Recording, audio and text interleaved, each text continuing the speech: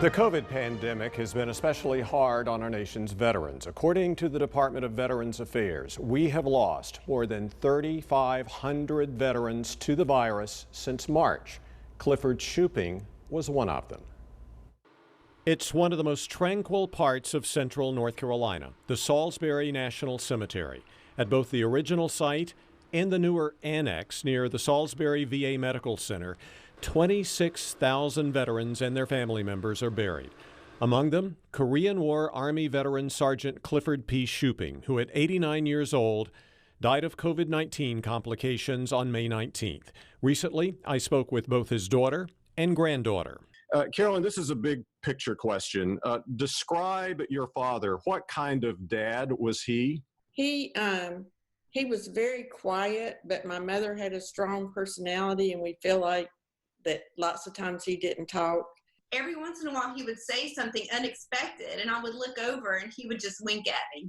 Yeah. But he was just getting in where he could. Cliff Shuping enlisted in the Army at age 17 before he even finished high school.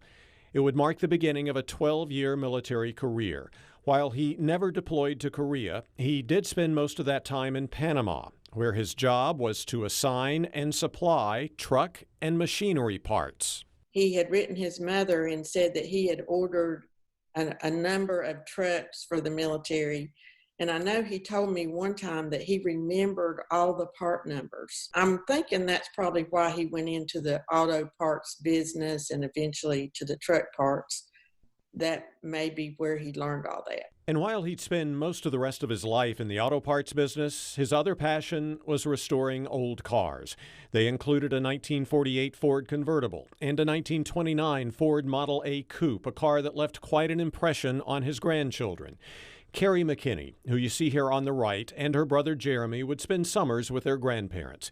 They distinctly remember both their grandfather and grandmother dressing up in 1920s-era clothes and driving that Model A in the local July 4th parade with the grandchildren in the back seat. We would get American flags and we would get bags and bags of candy because you were not popular in that parade if you were not throwing out candy. Cliff Shuping would also spend time, among other things, beautifying his yard and raising goats. He enjoyed watching the goats. He would just sit out there and watch. He would build obstacles for them to climb up on, and they would play King of the Mountain. And I feel like it was a fun thing. He just enjoyed it. He loved animals. But Shuping's latter years were not that much fun. His wife, Betty Ruth, died in 2015. Here you see him next to her resting place at the Salisbury Cemetery. And here is what the family believes last time any family member got to see him in person.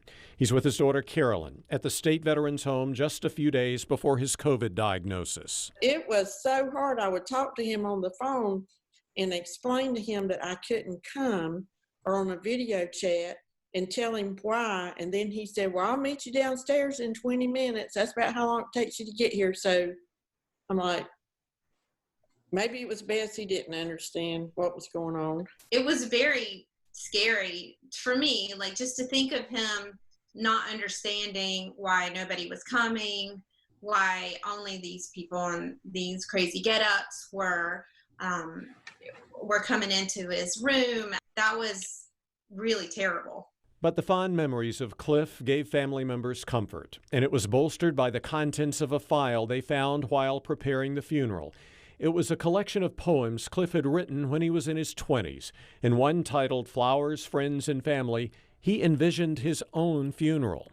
A song is sung, a prayer is prayed, a very short eulogy said. People like to remember the living, but too soon they forget the dead. I can see this whole ritual happening as my spirit looks down from above. I wish I could say to you audibly, look up, I'm with the King of Love.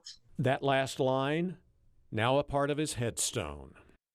At the very bottom of the headstone, I asked Carolyn and Carrie why they thought he wrote a poem like that when he was so young, and they said since it was written while he was in the Army, they wonder if he was thinking about the possibility of never coming home.